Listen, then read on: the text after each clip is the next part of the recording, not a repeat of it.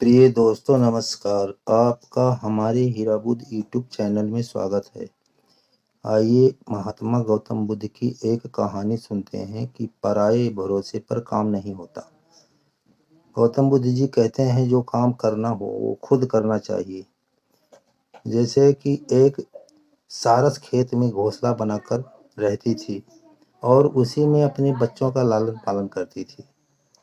जब खेत की फसल पकने पर आई तब सारस सोचने लगी, अब खेत में कटाई चलेगी, इसलिए यहाँ रहना और बच्चों को रखना ठीक नहीं।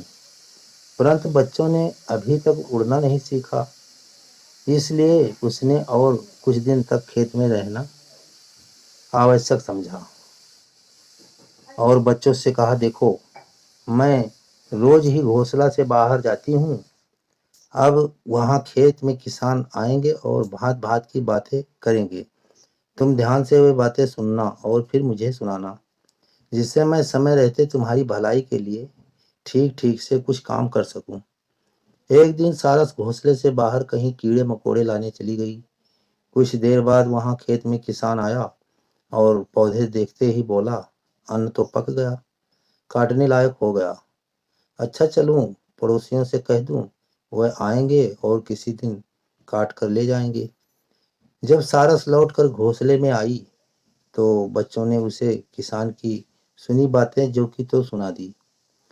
फिर उससे कहा, बस हमें किसी दूसरी जगह ले चलो, मालूम नहीं किसान कब यहाँ आ धमके और हम लोगों के प्राण संकट में पड़ जाएं। सारस बोली, जरा भी चिंता करने की बात नहीं है। किसान अपने पड़ोसियों के भरोसे है, इसलिए अभी खेत काटने में बहुत देर है। पड़ोसी अपने खेत काटेंगे या इसका खेत काटेंगे। कुछ दिन बाद किसान फिर खेत आया।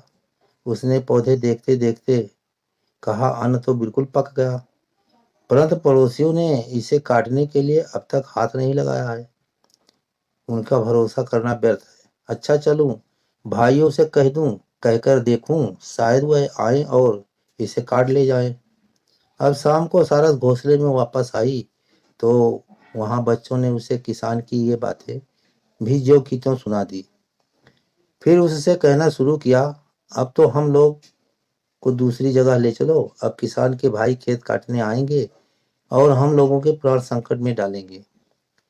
सारस उसे समझाने लगी, पागल तो नहीं हो, चिंता करने की कौन सी बात है। अभी वह अपने खेत काटने में लगे हुए हैं, भला वह अपना काम छोड़कर इसका खेत काटने क्यों आने लगे। 2-3 दिन बाद किसान फिर खेत में आया और पीछे देखते ही कह उठा, अब तो अनाज इस तरह पक गया है कि पौधों से टूट टूट कर झड़ने लगा है, परंतु मेरे भाइयों ने इसे काटने के लिए कुछ नहीं किया। यदि और देर हो जाएगी तो मुझे बहुत हानि उठानी पड़ेगी, इसलिए अब दूसरों का मुंह ताकना व्यर्थ है। अब मैं अपना ही भरोसा करूंगा और सुबह से ही काटने में भिड़ जाऊंगा। आज भी बच्चों ने सारस को ये सारी बातें सुनाई। उसने आग्रह पूर्वक कहा, माँ अब भी दूसरी जगह चलोगी या नहीं, यहीं रहोगी, हम लोगों के प्राण संकट में डालोगी। सारस बोली, हाँ अब चलूंगी, सवेरा होने से पहले ही यह जगह छोड़ दूंगी। अब किसान समझ गया है कि अपना काम खुद करना पड़ेगा, दूसरे के भरोसे से काम नहीं होगा, इसलिए वो कल अवश्य खेत काटने आएंगे। प्रिय साथियों, ये कहानी आपको कैसी लगी? कहानी अच्छी लगी हो तो वीडियो को लाइक करना, चैनल पर नए हैं तो चैनल को सब्सक्राइब कर लेना, जिससे कि हम अगला वीडियो डालें तो आपके पास नोटिफिकेशन पहुंच जाए, और अपने मित्रजनों को भी शेयर कर देना। चलो अब मिलते हैं अगले वीडियो में। जय हिंद, नमो बुद्धाय।